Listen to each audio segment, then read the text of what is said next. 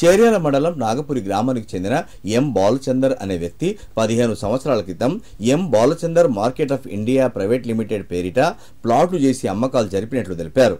అప్పులు చేసి తమ పిల్లల భవిష్యత్ కోసం అతని వద్ద ప్లాట్లు కొనుగోలు చేస్తే కొందరు ఆ ప్లాట్లు తమవి అంటూ కబ్జాకు పాల్పడుతున్నారని ఆరోపించారు.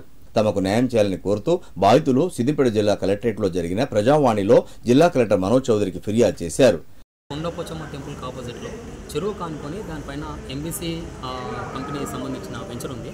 దాంట్లో 500 మందిని ఫ్లాట్ కొన్నాము. సో దానికి 10 ఏళ్ళ క్రితం మాకు రిజిస్ట్రేషన్ అయినాయి. సో ఇప్పుడు కొత్తగా వచ్చిన 7 నెలల నుంచి కొత్త అంటే ఇంతకుముందు మాకు కంపెనీ కమ్మిన ల్యాండ్ వాళ్ళు ఇది మా ల్యాండ్ అని చెప్పేసి కబ్జాలకి ఇవ్వటరు.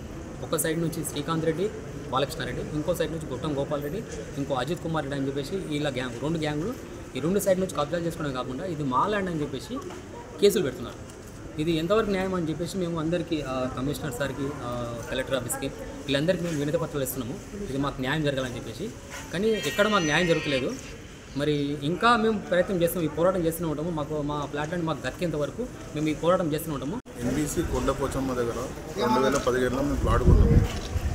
ఈ దగ్గర 10 సంవత్సరాల నుంచి ఏం లేనిది ఒక 7-8 నెలల నుంచి మాకు ప్లాట్ల దగ్గర ఇక్కడికి అక్కడికి కబ్జా చేసి లోపల మా ప్లాట్ మా దగ్గరికి రానియకుండా చేస్తారు.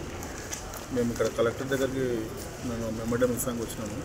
మా పొజిషన్లో మాకు కావాలి, గవర్నమెంట్కి సర్వే చేసి మాకు నీట్గా చేసి చెప్పాలని చెప్తే అది అని చెప్పి మేము రిఫండేషన్ ఇచ్చినాము.